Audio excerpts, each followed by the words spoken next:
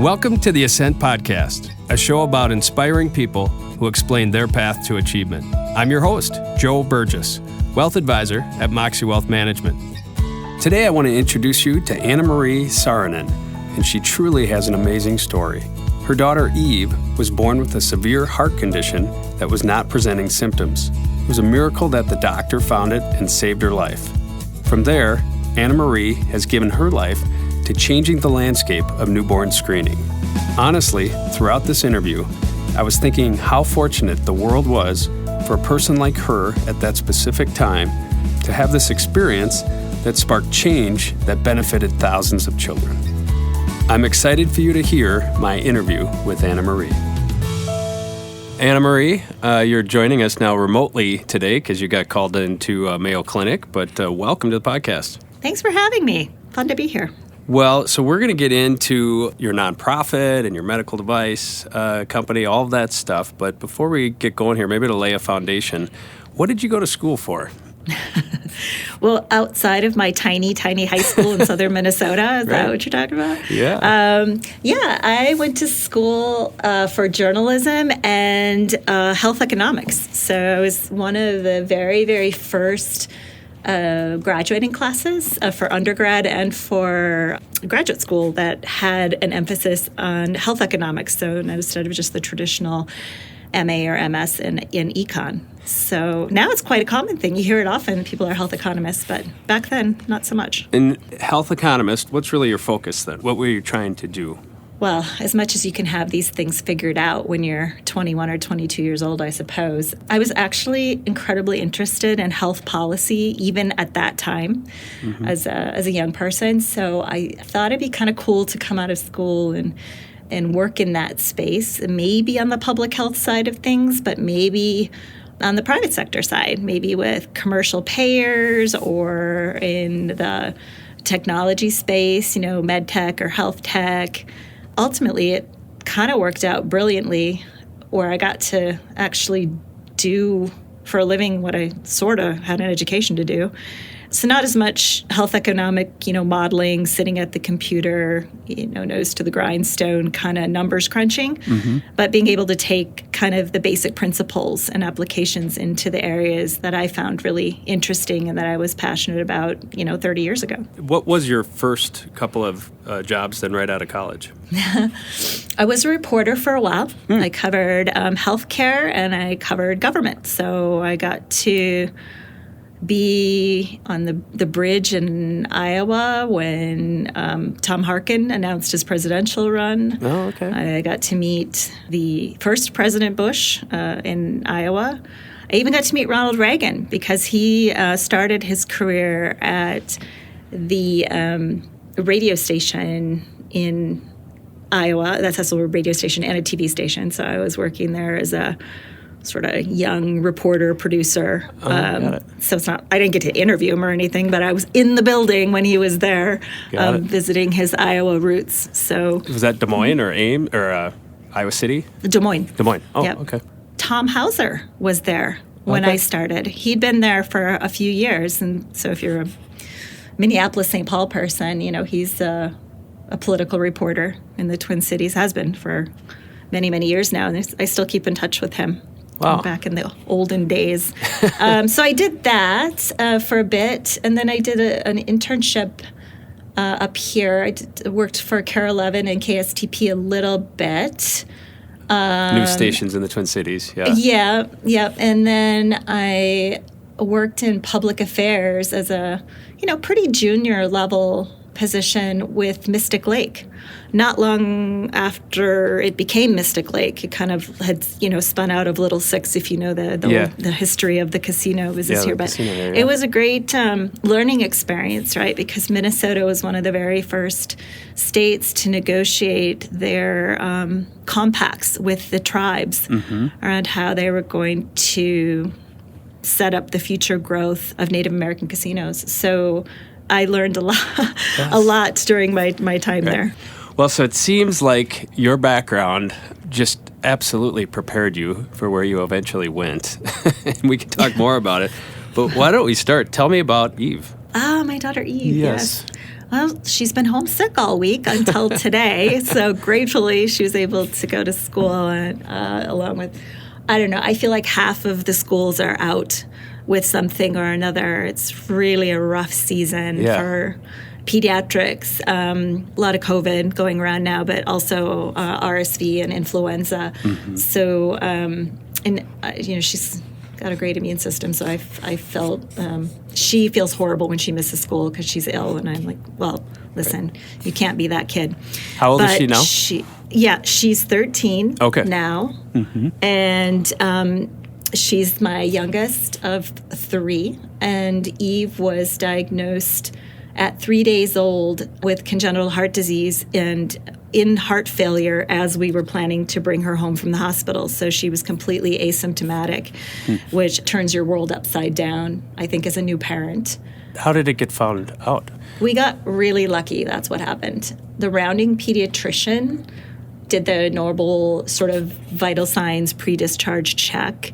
She heard a little bit of a murmur, which is very common in newborns. About a third of babies actually have them when they're born and before they go home from the hospital. So most pediatricians, like, you refer to it as an innocent murmur, right? And they do. A lot of them just self-resolve. It's something like, transitional circulation, the baby's been in the womb, so they need, additional time for these sort of sounds to calm down, and a lot of them are nothing. But some of them are something, and with my kid, it was. We were still going to go home, so the pediatrician had noted this, and she said, you know what, they're very common in newborns. Let's just check this out at her 10-day well baby visit, right? Like, because you bring the baby in about 7 to 10 days old, they do another well child check, and they would listen for it then, and then if they still heard it, then maybe some action would be taken. So to be fair, I wasn't worried about it at all. But she came back in a half hour later and said there's a portable ultrasound cart that's here at your hospital, which was our hospital, which was the hospital in Edina, a suburban part of the Twin Cities. And it had been brought over from the University of Minnesota to evaluate another baby. So the equipment was there, and the specialized pediatric technician was there to operate it. And so the pediatrician had heard about that, and she came back and said, look, this thing is here. Why don't we just get Eve in before you go home? And, peace of mind. I don't want you worrying about it, all that.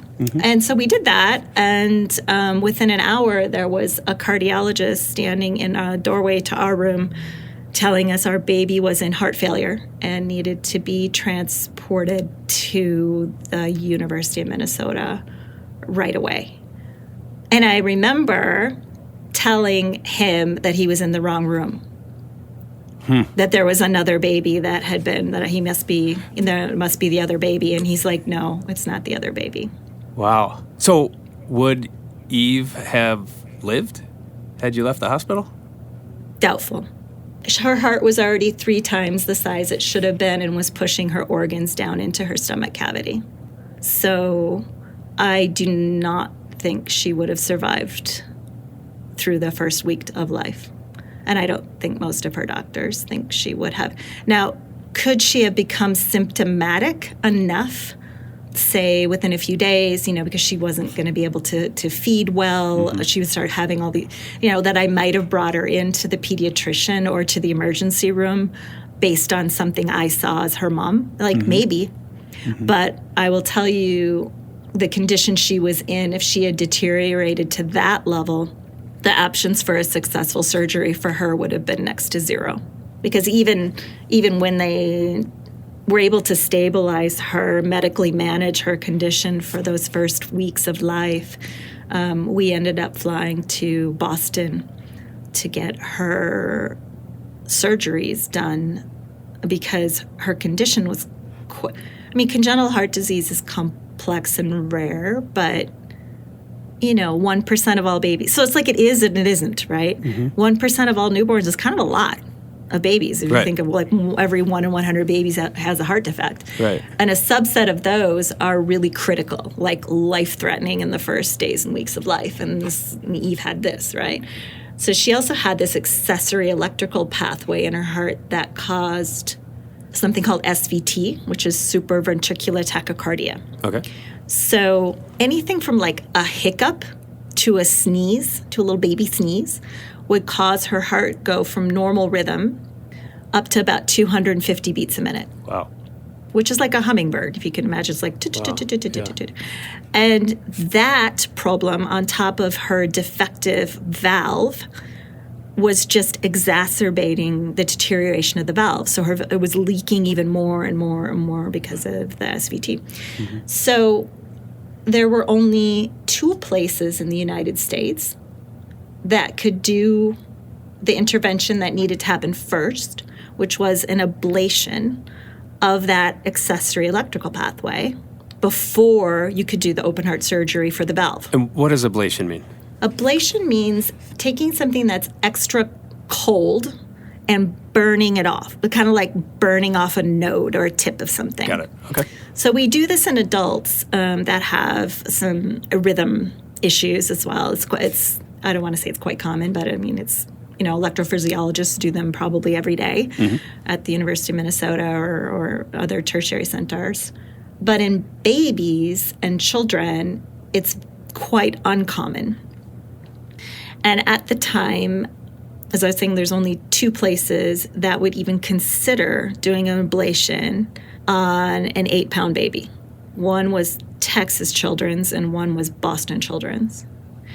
And then there were only 2 places that had the surgical expertise to really tackle, at that time, her mitral valve, because mitral valve defects are really quite uncommon in newborns.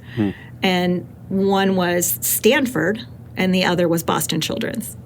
So we ended up at Boston Children's by default, because that was the place that was willing to tackle both. Yeah. And we had the ablation on a Friday, and her open heart surgery on a Monday. And she is less than a week old at this point? Nope. She's about 13 weeks old. Oh, all right. So they give some time. Yeah, well, but that was like 9 medications around the clock to keep her heart functioning. So this is the interesting thing about babies with congenital heart disease, or severe critical congenital heart disease anyway, is there's a window that surgeons would consider optimal to operate. And that 3 to 4 months is kind of it. So we will operate on a 3-day-old baby. We, as in pediatric cardiac surgeons, we will operate on a baby at a few days old if there's no choice. Like literally, like this is it. We do it now or the baby's going to die. And that's what happens when kids come in, like Eve might have if I had, like she'd have been symptomatic or the ER picked her up or whatever. That's what happens is emergency, like no choice, right? And that's never the best outcome for these kids. A lot of them don't survive it, and if they do, they often have to have multiple surgeries. There's all sorts of comorbidities, neurocognitive issues. I mean, it's not the best road. So if the team of cardiologists working together are able to, and when I say medically manage, I mean this is like I remember her laying in her little bassinet and having like 10 different infusion pumps going at once, right? But if you can keep the heart functioning well enough to let the baby get a little bit bigger and a little bit stronger, that's a better scenario. But the interesting thing about it is that there's this tipping point. Your baby got a little bit bigger and a little bit stronger, but they're still in heart failure. And so for us, that tipping point was about 10 weeks, 11 weeks old. Okay. Where the decision was made, like, look, this is it. This is as far as we can run it. She's got about 2 weeks left to live. So now's the time. You pull the trigger and you get the surgeons, you get on the calendar and get it scheduled. So it's tricky stuff.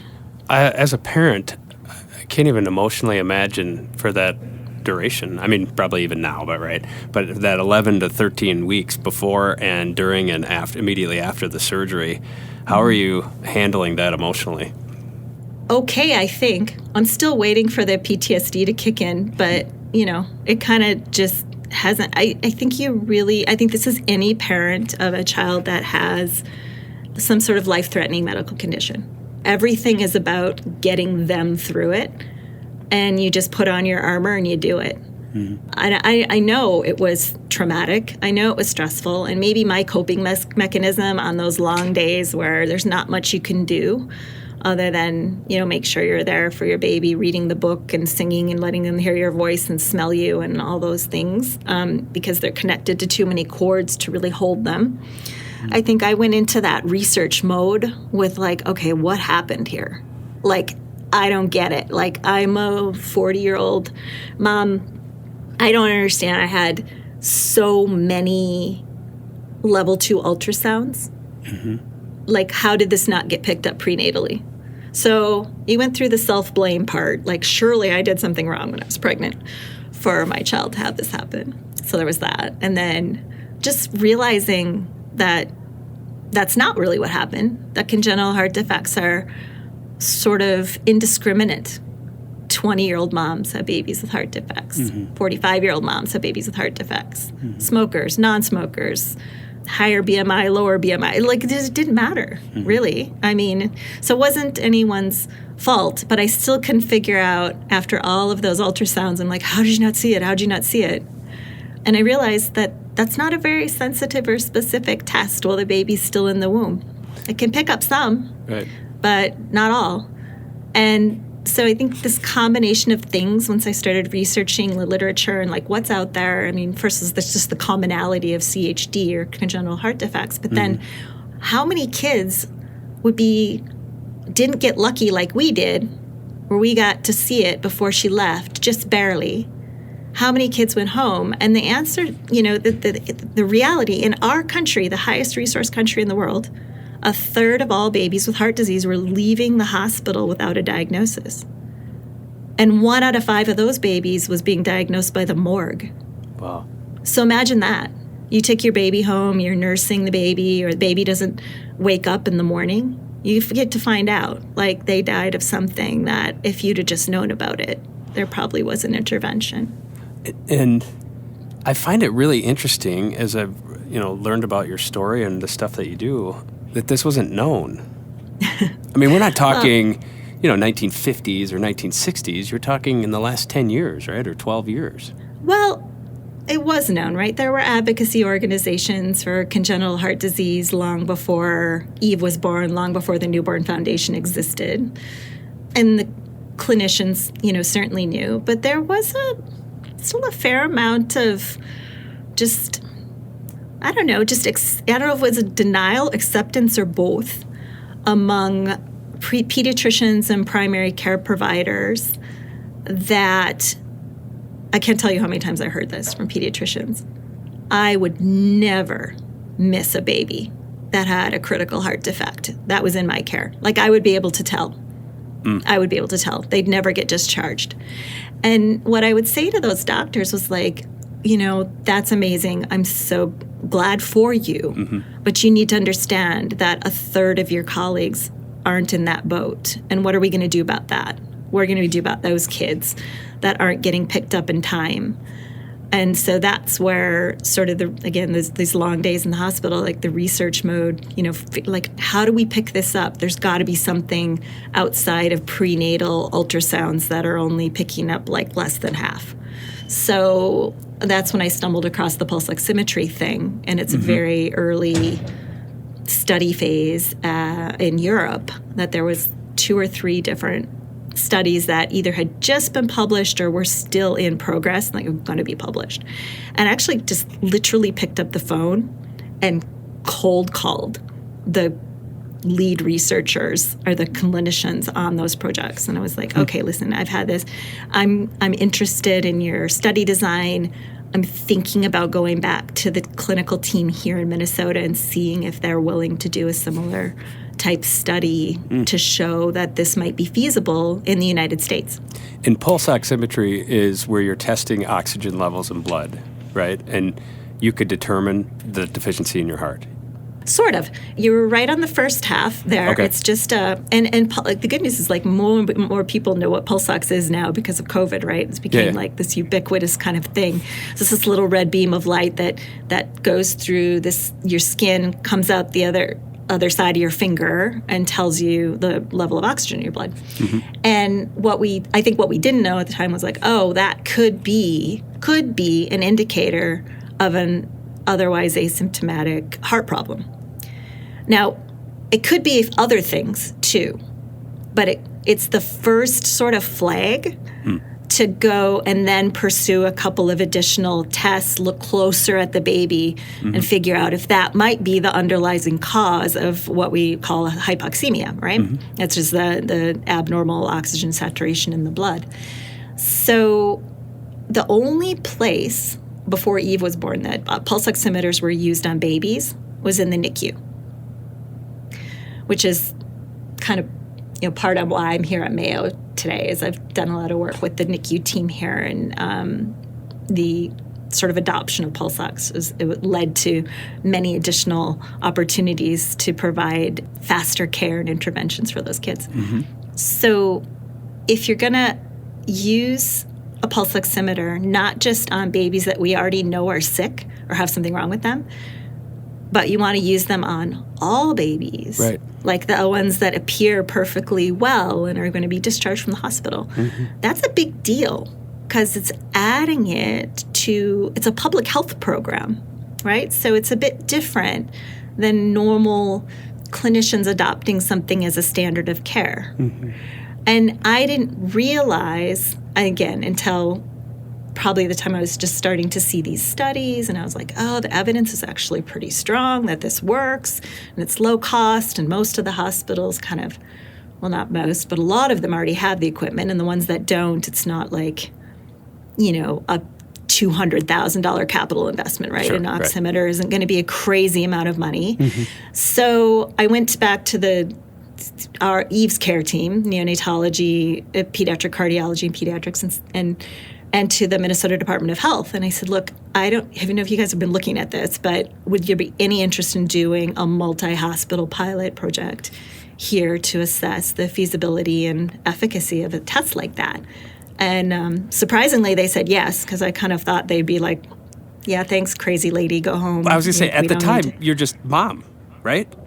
Right, you're just a mom. That is, or were you commissioned by somebody to try to arrange that? No, I wasn't.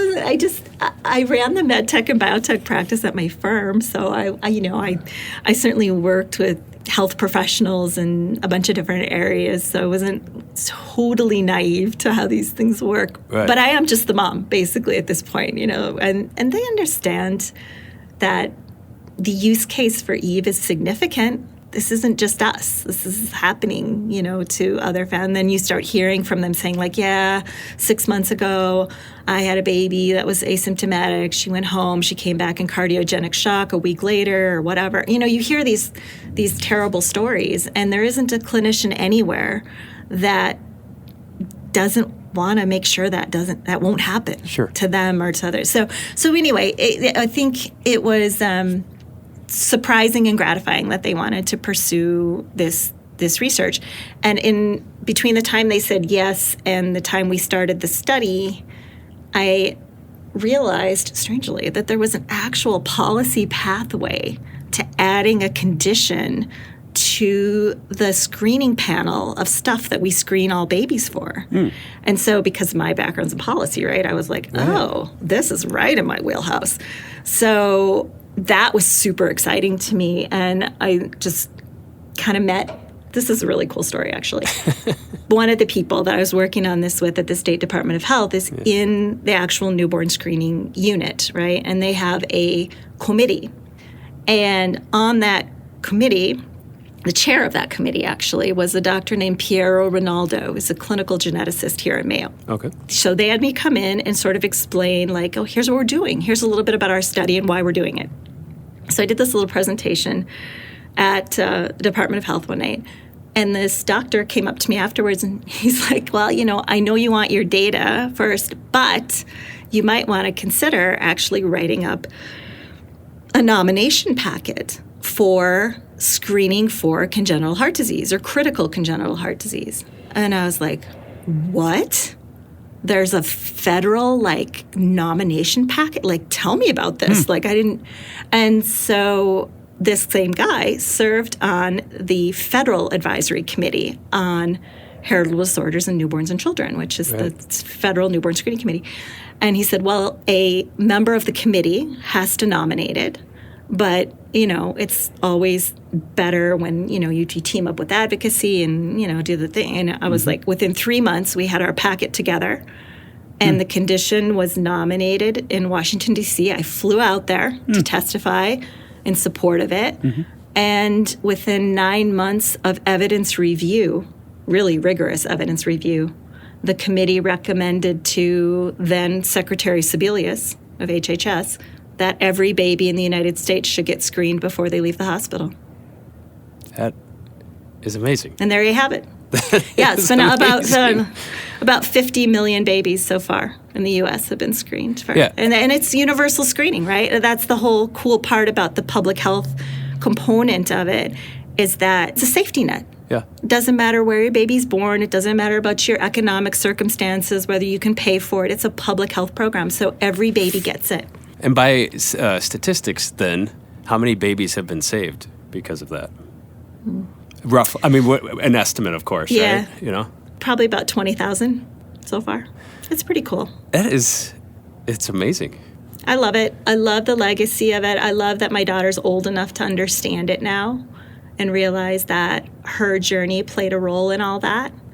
And that single thing, that screening, has brought me and my family around the world to other places that have asked, our foundation, our NGO, to help them do similar work, establish evidence-based pilots, then provide that data to ministries of health so that ministries of health can understand it and make appropriate investments, not just in screening, but in the ability to treat the children that are picked up through screening. Well, we're going to take a break here. When we come back, I want to talk to you about the Newborn Foundation. Hey there, this is Joe. You know me as the host of this podcast, but did you know that I'm also the co-founder and president of Moxie Wealth Management, a boutique wealth management firm in Minneapolis, Minnesota? My team and I excel at taking complex family and business planning concepts and making our financial advice easy to understand. We recognize the trust that executives and families place in our team and value our role in helping our clients be intentional with their assets. When you partner with Moxie, my team and I focus on creating a plan that encompasses your financial goals and philanthropy, while also understanding how you want your wealth to impact your family and future generations. You can trust our unique expertise to build a thoughtful yet strategic wealth and legacy plan for your future. To learn more about me and my firm, send me an email at joe@moxiewealth.com. That's joe@moxie wealth.com. I'm a registered representative and investment advisor representative of Securian Financial Services, Inc., securities and investment advisory services offered through Securian Financial Services, Inc., member FINRA SIPC. North Star Resource Group is independently owned and operated. Moxie Wealth Management is affiliated with North Star Resource Group. So you created your foundation, then the Newborn Foundation. Is that the design of it, is to take the good work that we're doing, that you're helping to create in the United States, and bring it around the world? Yes. Newborn Foundation didn't have a mandate to work internationally. When we started, we had a coalition of 501c4 and a foundation of 501c3, so that we could do active policy work alongside our sort of, research and development work to implement, earlier detection of these conditions. And the international thing was something that just sort of happened. I wish it was a better story than that we had some grand design, but it wasn't. Yeah. And so the first countries that reached out to us probably in year 2, I don't know, were we on year 2? And this is probably 2000, you started in 2010 with the foundation? Mm-hmm. So around so 2011, we started working with the Ministry of Health in Morocco. In 2012, we got the sort of invitation from the government of China, the Office for Maternal and Child Health Surveillance, which works in collaboration with the China CDC.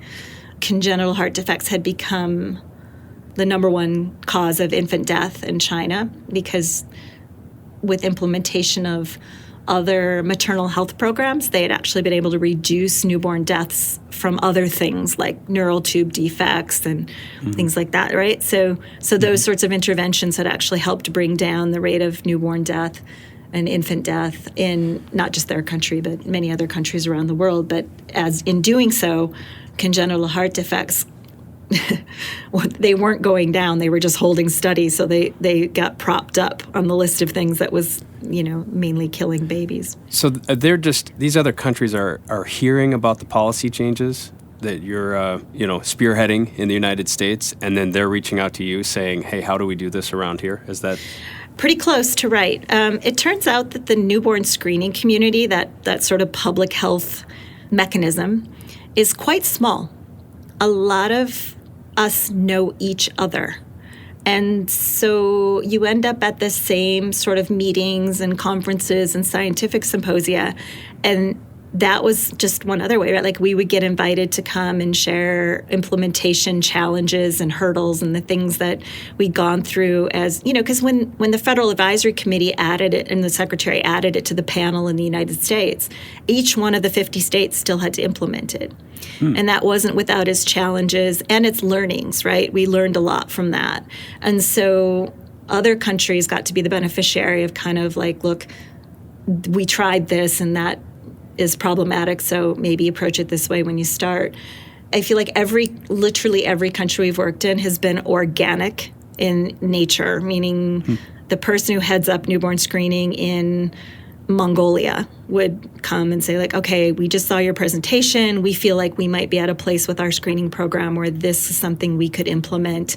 Can you help us? It'd be like that, right? Wow. And I'm still in fact, yesterday I was on a phone call with a Federal Advisory Committee. So in the years that followed this journey with Eve, I was appointed to the Minnesota Newborn Screening Advisory Committee, the same one I presented in front of the years earlier. And then in 2017, I was appointed to the Federal Advisory Committee by Secretary Burwell under the Obama administration. And I just finished my 5 years of service on the committee. So now I'm on a sub-work group under the Federal Advisory Committee. But these are, it's a joy. Like yesterday, it was a joy to be on this meeting because every single face of the 20 boxes on the Zoom were literally there's one person I didn't know. I mean, we all know each other. We're all just really committed to this space. And we might not be talking about screening for congenital heart disease anymore because that ship sort of sailed, right? But every other rare condition, every other blood spot screening condition that comes on requires the same level of diligence and thoughtfulness when it gets added to the panel because it impacts millions of babies every year that are screened, and then however many, could be just 1,000 if it's a really, really rare condition, or it could be tens of thousands of babies that are picked up with that condition and now have a shot at survival and not suffering long-term damage to their brain or their body because of a late diagnosis.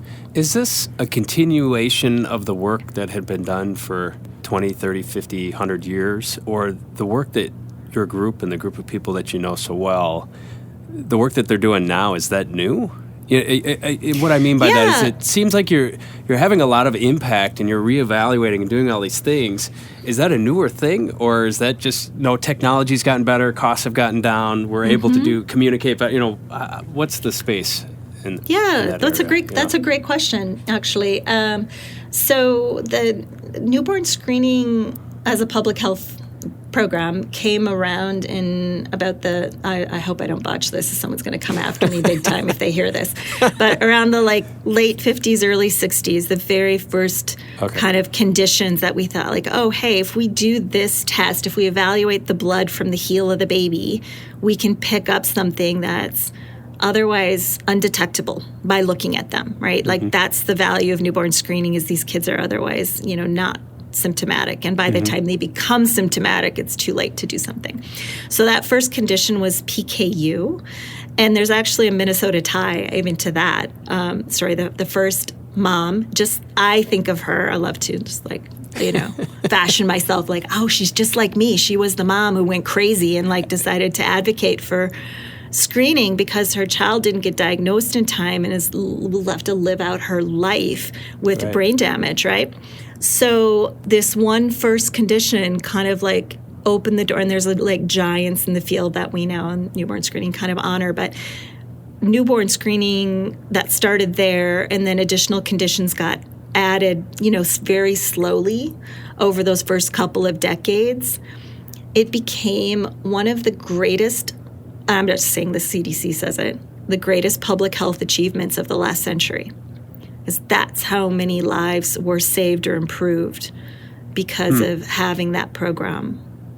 And so when you say, did it happen recently, the current iteration of the Federal Advisory Committee that takes nominations, puts them through evidence review, and then makes a recommendation to HHS for addition to the panel. Yeah. That has been around only since the early to mid 2000s. Oh, okay. So, relatively newish, right? And even that committee, has evolved. I'd say it's evolved since the very first time I went to testify there, right? And this was in, early 2010, to how the committee operates today. But it's structurally the same, that these are positions appointed by the secretary. You serve a 4-year term, or in my case, 5 years. I think they extended a few of our terms because of COVID. And it's an important mandate because of, again, the implications from a public health standpoint. Our decisions at the federal committee level are impacting every state Department of Health and every state newborn screening program, because they often have to bear the burden of real implementation. And sometimes that's having to purchase additional equipment. Sometimes that's having to increase their state-sponsored fee to support the cost of newborn screening. Yeah. So I think what was a little bit novel about the time that congenital heart disease screening using pulse oximetry came around is that it was the second screening that wasn't derived from the blood spot of the baby. The only other screening that's on the panel that's like that is newborn hearing screening. Oh, yeah. So every baby gets that. Yeah. And now every baby gets a heart check before they go. Of the two, I think I'd go with heart. Well, don't say that to the newborn hearing screening people. I suppose. I mean, no, I get, everything, but man, that's cool. So tell me a little bit now about the Bloom standard and how that developed, and I think sounds like supports everything that you're doing. Sure. So as we worked on trying to, train, implement health policies around pulse ox and earlier. So the cool thing about pulse ox screening was it didn't just pick up asymptomatic congenital heart defects. It picked up asymptomatic pneumonia and asymptomatic sepsis and pulmonary hypertension.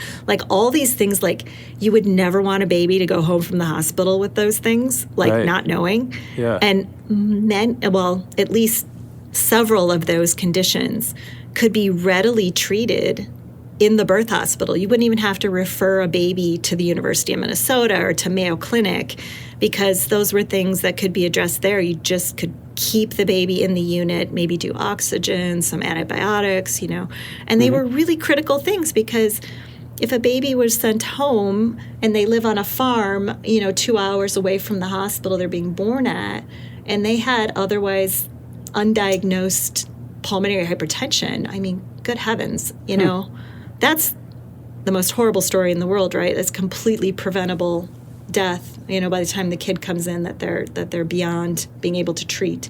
So there were lots of extra benefits to pulse ox screening. But when we were doing it internationally, one of the barriers that became clear, actually it was a U.S. barrier too, so I don't want to sound like it only happens in Ethiopia. One of the barriers was like, what do you do with the baby that fails their pulse ox test? And you need to really confirm or rule out whether it's heart-related. And there's only really one way to do that. And that's using an ultrasound. Yeah. Or the other term more well-known is echocardiography, which is just an ultrasound of the heart. It's just a fancier word. But it's using the same tech. It's just having someone that's highly specialized in being able to look at a tiny heart the size of a walnut. The original screening now that everybody has to do is the pulse ox that could just be the first flag that we might have a problem.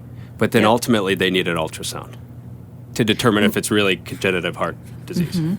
Yeah, most do. I mean, like I said, there's plenty of kids that we get flagged on a pulse ox that it's pretty easy for the clinician once they come back in and do some blood work or do some additional evaluation that they say like, okay, this is definitely respiratory, this is definitely a blood infection. But you really, even babies that have that, like you really can't rule out a cardiac problem without ultrasound. Okay. That is the test. But in low resource settings, I think there are still, kids that will take and run with the first line thing that we see. But in the U.S., that's kind of gold standard. That's the follow-up test to a failed pulse ox test. And it was not easy to come by. In fact, almost 95% of babies in our country, in the United States, do not have access to pediatric echocardiography in the place that they're born or in the place that their children are seen in primary care. So like if you go to your pediatrician or your family medicine doc, like they don't have it. So what currently happens, and I'll just, if it's okay to use a Minnesota example again. So if your baby's born in Hibbing, like way up north where Bob Dylan's from, and they fail their pulse ox test, they're going to package the baby up on a medical transport and send them to Duluth because Duluth has a pediatric echo capability.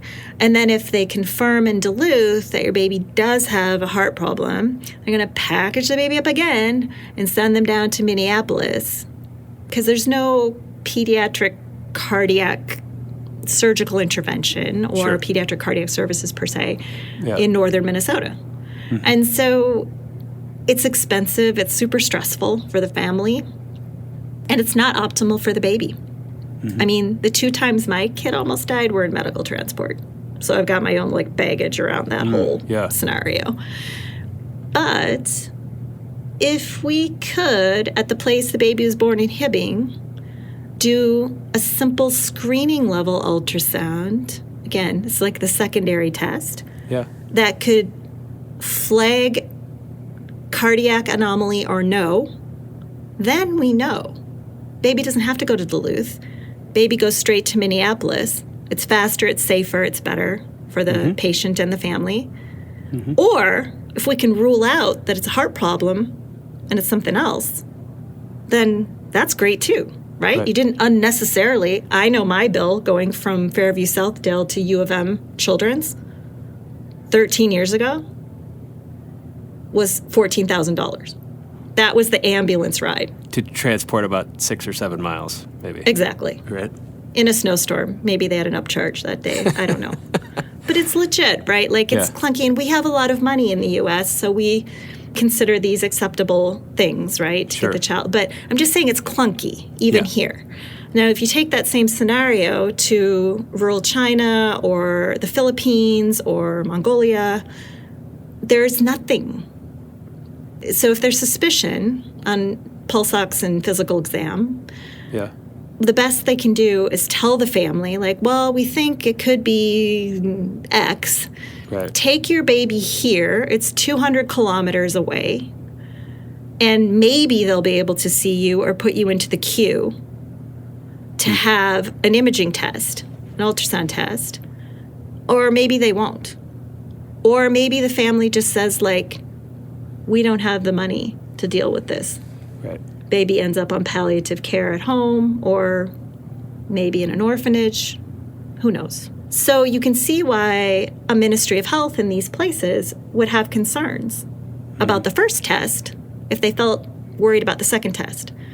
So was really an identified gap as the U.S. was starting to roll out this screening state by state. And I worked with my daughter's surgeon in the very early days out in Boston because he's got an amazing echo lab out there, tons of volume of patients. And he's super interested in ultrasound imaging of cardiac patients. And so back then, we were even doing a little bit of that early machine learning stuff to say, like, hey, could a machine tell the difference between a healthy heart and a sick heart? And if that's something a machine can do, would that alleviate potential congestion if more babies based on screening are coming in for echocardiograms? And even then, even 12 years ago, there was some really decent findings on early machine learning being able to tell the difference between heart defect heart and a normal heart. And that was cool. But where there wasn't any progress really being made or any really interest or traction was, how do you take away the need for the skilled human operator to acquire the images? That was the bottleneck. Because even if the Gates Foundation donated 1 million portable ultrasound machines to all the places that see babies and young children, you'd still need 2 years of, it's like I've done 6 months of sonography training and I'm still a full-on idiot when it comes to, like, I can't, you know what I'm saying? Like my daughter's had 65 echocardiograms. I've seen a lot of echoes, but it's really a special expertise because these hearts aren't plumbed right. So it's not like you can just understand the anatomy that an adult echocardiographer looks at adults with congestive heart disease or whatever. It's different than that. So it takes a lot of training. And so that was the point, is like, it doesn't matter, even if all this equipment was available, there simply aren't the people to do it. And so my husband and I and a couple of physicians, some of the same ones that worked on pulse ox actually, were like, hey, maybe there's some opportunity here to explore potential technologies to move that forward. And to be fair, we just started like napkinning out ideas about like, what could we do? Like, how could the tech evolve? Like, could it have could you put a little gyroscope on the probe? Like, it could be like guiding placement, or like just really starting with the very basic things. And to be fair, I think it took a while for the technology to actually catch up with some of these ideas. So when I say I've been working on this for more than 10 years, that's the God's honest truth. First it was just thinking about it. Then it was like, but maybe we could do this and maybe we could do that. And then we went to the University of Minnesota, got our first grant to do like proof of concept. And then it took another 2 to 3 years before we could actually start modeling some of the sensors that we were talking about using that could address that need for automation on the image acquisition side, so that a nurse or a frontline health worker in a clinic in remote Nigeria could just put this thing on a baby's chest and it would get a meaningful image within a few minutes. Not something that they need to interpret, by the way. This is just straight up screening clinical decision support, right? It's a binary. So the data coming off the sensor feeds an algorithm that says with a high degree of confidence that there's something wrong with this kid's heart or there's something wrong with this kid's lungs. And therefore, they need to go to a higher level of care. Or not. Or rule that out. Right? That was the solution. And so that work started within the innovation incubator of the Newborn Foundation. But once we reached kind of that, like, this could work. And there's an actual pathway to commercialization or deploying this in global health settings or in rural settings, then we kind of spun it out because it didn't belong in a nonprofit anymore. It belonged somewhere else in a social impact company. And that's what Bloom Standard is today. So just so I can get an idea, when those vests or machines are out and they do the imaging, what's the transfer? What I'm envisioning is rural China somewhere, or Mongolia or Morocco or wherever, where somebody has they've found it, where does that information go to? Like, if you don't have a technical physician that's administering the ultrasound, where's the flow of information going? So in some cases, the information doesn't go anywhere else. It all goes to a cloud-based infrastructure. It is stored and can be transmitted. But Sure. the idea of doing screening at the primary care and community health level is that no one else has to interpret it. So Okay. you as a frontline user are getting a decision, an actionable decision from the device right From then the and device. there. Okay. Now, if you want someone else to evaluate it, or you want someone else to give an opinion before you make that decision, you can. Yeah. But what we didn't want was, again, nurses or the very front lines of care trying to interpret, trying to, like, seeing, like, you've seen an ultrasound before, right? Yeah. It's just a sonography. It's like a flashlight, Yeah. right? And you got Yeah. the whoosh, whoosh, whoosh. Yeah. For sure. But you don't want that interpretation kind of happening there. So because I think just as humans, if we see something, we want to, like, understand it. We'll try to, like, train ourselves. sure. Like, I do that Right, with my right. daughter's echoes, right? Like, well, what about that? It looks like it might be leaking, and then the cardiologist is like, stop. It looks fine. Yeah. I'll tell you if it's not. So that's the same, premise with our device on the front lines, is that it gives you a binary decision. Like, this is what we're seeing. It's flagged an abnormality outside of a normal range, and you need to take action based on that. Or the device is not seeing a problem here.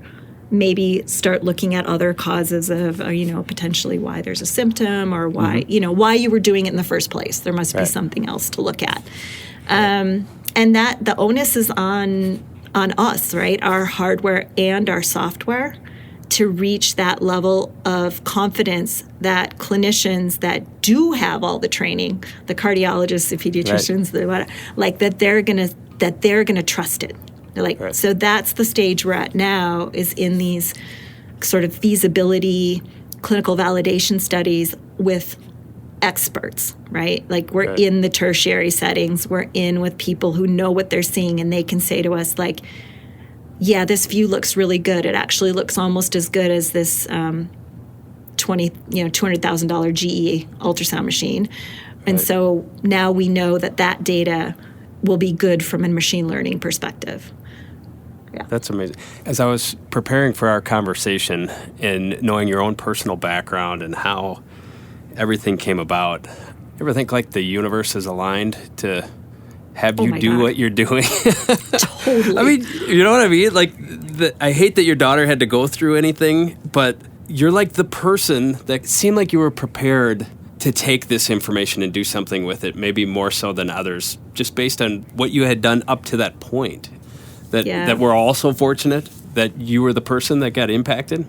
Well, I don't know about that, but we talk about it all the time. My husband and I still do to this day, that there's so much serendipity around how things played out with Eve, that each step allowed for the next step to happen. If it had happened just a tiny bit differently, things could have been completely different. Mm-hmm. Like, do you know what I'm saying? Like, everything happened exactly when it should have, could have, would have, that you couldn't even script it. I tried to, like, actually create I'm a big data visualization person. Mm-hmm. So I tried to create this thing once that I said, like, what's the statistical probability of each thing happening along that journey? Mm-hmm. Like, even just for us to end up in Boston, the statistical probability. I mean, there was, like, just a crazy number of things that had to happen to allow for that. And I'm convinced she's alive today because of that collaboration between the U of M and Boston Children's, and, grateful, like, every single day that we've had the opportunities we've had. I can't even, if I were to leave this planet tomorrow, I can't help but think I've lived the fullest life I could even imagine. Truly, it gives me goosebumps to talk about it, because I feel just so humbled to be able to do this work. Just really grateful. People spend their whole life trying to find a purpose, and you get to live out that purpose every day. It sure feels that way. And again, my heart's full. My heart's full being here, even today at Mayo. I was talking to the NICU team earlier today, and I was like, oh my gosh, how lucky, that the chief of the NICU takes my phone call or will meet, is interested in how this can impact other patients and willing to collaborate. And, oh gosh, I just, I'm a lifelong student. That's for dang sure. We always talk about success on this podcast. How would you define success? Maybe the best way for me to summarize is that every child anywhere has the same opportunity to survive and thrive as my daughter has had. That to me is success, and it will take many thousands more people working collaboratively in the world than just my husband and I and our team at the foundation and our team at Bloom Standard to do that. I know that for sure. But that would be success, is to find our way to that, where there's true equity for all children. And I hope these are a few of the tools that help along the way. Well, we're going to leave this right there. I really want to thank you for sharing your story, and it's amazing. The stuff you've done is amazing, and it's been very cool to listen to how it all came about, and I really appreciate you sharing today. That's super nice of you to ask. It's really been a pleasure, and you've asked questions that I've never had to answer before, and that was super fun, so thank you for that. You've been listening to Annamarie Saarinen, co-founder of the Newborn Foundation and Bloom Standard. You can learn more about the work she's doing at newbornfoundation.org, as well as bloomstandard.com. Thanks for listening to this episode of the Ascent Podcast, a show about inspiring people who explain their path to achievement. I'm your host, Joe Burgess, wealth advisor and founding partner of Moxie Wealth Management. You can learn more about me and my firm at moxiewealthmanagement.com. That's MOXIE wealthmanagement.com. Thanks again. We'll see you next time.